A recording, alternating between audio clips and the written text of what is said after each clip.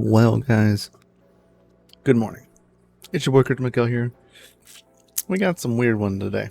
Alright, so we've been dealing with the S19J Pro, and well, let's just go out there and show you.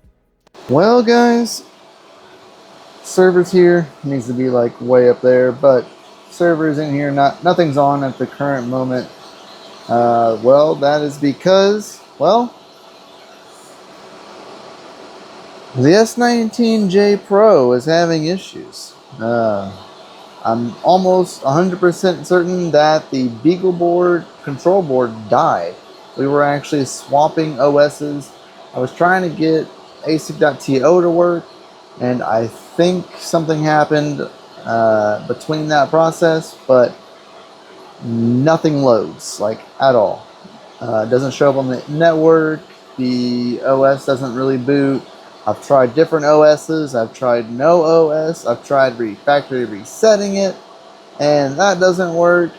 So I'm not really sure what's happening here, but it doesn't work. So I turned everything else off right now, so that way I can actually talk to you. But yeah, it's not plugged in, but I will even show you like what it's like when it is plugged in. There we go. Freedom Bird. It just ramps up real fast, and then seems like nothing ever happens. Well, it looks like now we have a fault light because we don't have the internet plugged in.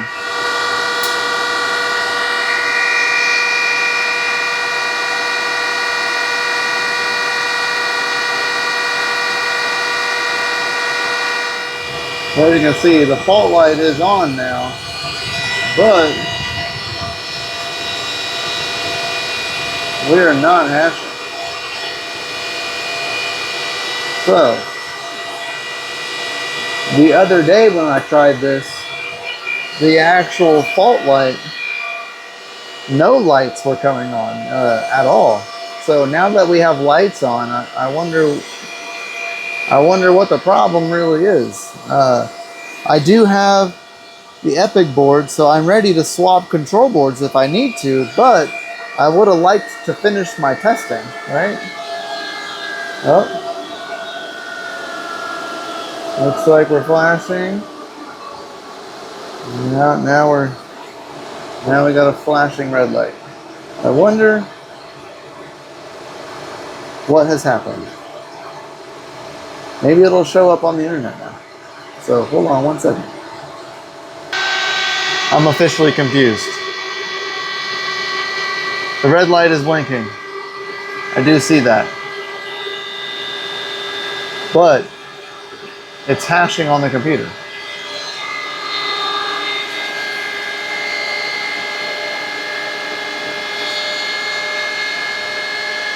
So now I really don't know what's going on. So yeah, it's like legit hashing. I'm very confused. The other day it wouldn't even load anything at all. So weird. Yeah, even Foreman shows it up. And that nothing was wrong. Wild. Okay. Yeah, so I'm gonna let it run for a little bit. Make sure everything's good and gravy, but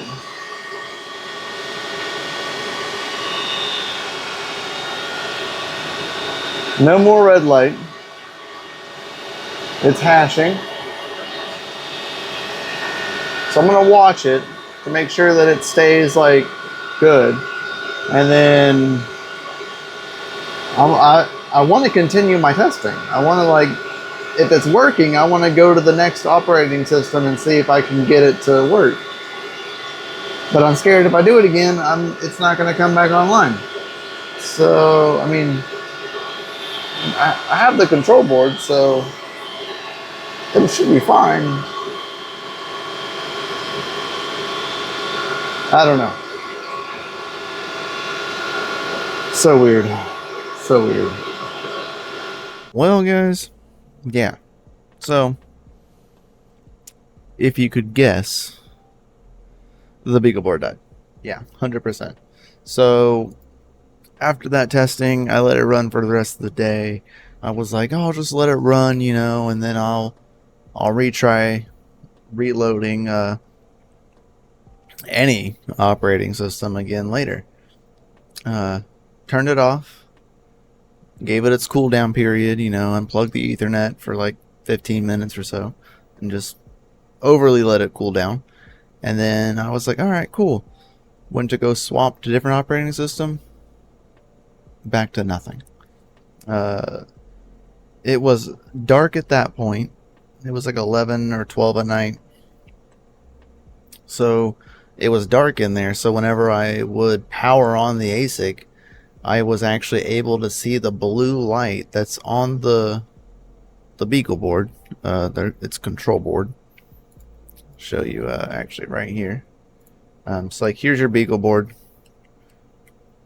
So I can zoom out a little bit. All right. So you have here's your fault lights and your green light. Here's your Ethernet, IP reporter.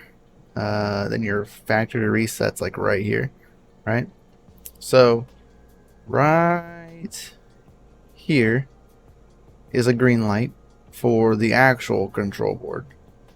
Over here is a red light for the control board. All right. Then the BeagleBoard underneath it, I think it's like right here, there is a blue light. And if the blue light's not on, you're not doing anything. I had the green light and the red light, but the blue light for the actual for the hat wasn't working. Wasn't coming on, so it wasn't loading at all. So my control board may be good, but the actual BeagleBoard hat itself died. That's why I was able to maybe get it to come on here and there, but it never fully, it would never like stay on. If I shut it off, it was off. So, side by side, you know, here's why we have to change out the faceplate on ours, because, well, the layout is completely different. There is an SD card slot with the ePIC board. The IP report button is on this side now, so you have to like change. I just changed out the faceplate. It's super simple, really easy to do. When you go and plug in your ePIC board, right? Plug in all your fans. I pinched the living crap out of this cable right here with the lid. Everything still works and we're fine. But when you install your ePIC board, guys, don't put this one here. This pin needs to be over here. Do not. This is what they call J1, the J1 port. Leave J1 blank. If you do, it will not read this hash board. You'll only have two hashing boards. So if you move this one over to J2, you're good. So J2, 3, and 4, right? Don't put it in J1. J1 will get you nowhere. But then that's pretty much it. Putting it together, it took maybe 5-10 minutes. That is being gracious. It was really simple to do, and